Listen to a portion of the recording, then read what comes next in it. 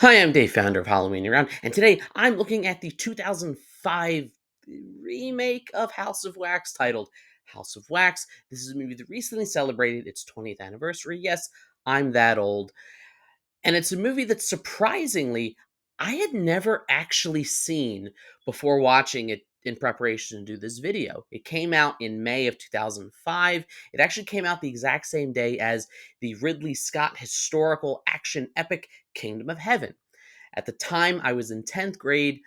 I didn't have a job. I didn't have a car. It was difficult to get to the movies unless, I could get someone who did have a job or a car to bring me, mainly like family or something. And it was much easier to convince them to go to Kingdom of Heaven, the Ridley Scott directed action epic about the Crusades, which I still am a huge history buff, but at the time I was just as much a history buff as I was a horror fan. And I kind of heard that House of Wax was terrible and just avoided it. I never really sought it out. And then 20 years went by and I realized that I had never actually seen it, and I had always heard that it was this really, really kind of infamously bad movie.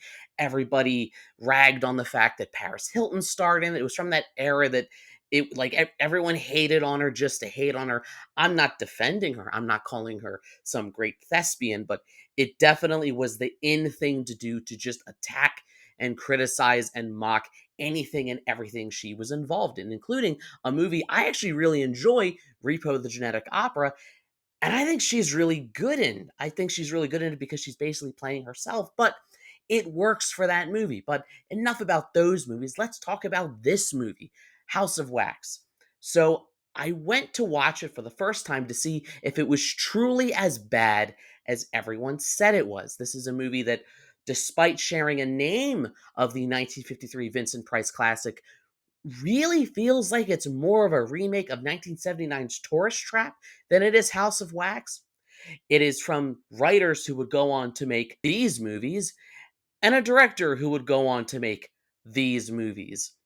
And, well, a cast of people who would go on to do, well, I guess better things that decade. You had Alicia Cuthbert, you had Chad Michael Murray, you had the dude from Supernatural, and of course, Paris Hilton. Going into this was a completely fresh watch, and I was honestly kind of surprised with just how long the movie is and how slow it feels, especially in the beginning.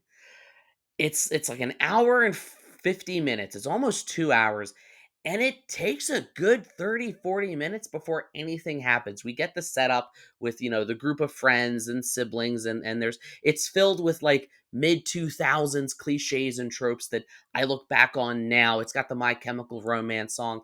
It has the mean-spirited young people that belittle and mock each other. It has that like frenetic, fast-paced music video editing that made it feel like the editing program was having a seizure while it was making the movie, and just, well, all that. So it surprised me that it took so long to get to the actual movie, or at least get to the plot. When it does, though, there's actually a lot I really like about it. Now, let's be absolutely clear. I am not I'm not claiming that like this is some hidden gem. I'm not claiming it's some underrated classic. It's not. It is filled with issues. It takes way too long to get started. It's very slow paced. The acting is I mean, Paris Hilton is you get what you expect. There's a lot, like, everything people criticize the movie for, I think is valid, but I think it got a lot of hate just because she was cast in it, and it was kind of fun to just mock it for that reason, because while it does have major flaws in some of its characterization, in, some of its pacing and all that, there was still a lot I really enjoyed about it. The kills are kind of disturbing and freaky. The whole, like, the sequence with like the wax, like the hot wax, I can't talk today. The hot wax encapsulating people was genuinely the stuff of nightmares. as was the wax museum burning down in the end. The way that like everything just sort of melts and you realize that like literally the house itself is made of wax. Spoilers for a 20-year-old movie. But like everything from like the sign outside to like the ceilings and the floors, and it all just melts. And yes, you can't think about it for too long, because then you realize, well, how could all that wax support the weight of people running around up there? And you know, I'm sure some architect was screaming at the screen, like architects saw it in 2005, claiming that wax is not a suitable building material to do all that. I went into this expecting like the Room levels of bad, because that's the reputation that this movie has. And what I got was a generic mediocre slasher movie that's very reminiscent of the mid 2000s, but one that had enough interesting other components that I found myself drawn to it. That if I watched those sequences kind of on their own, it was better than what I was expecting. And while I'm never going to say that House of Wax 2005 is some grand masterpiece, it's not. It has all the issues. Yes, Paris Hilton can't act. Yes, the movie banked on the fact that fans and critics were going to enjoy watching her be chased and brutally murdered in a kill scene that's actually pretty creepy, disturbing, and like well shot.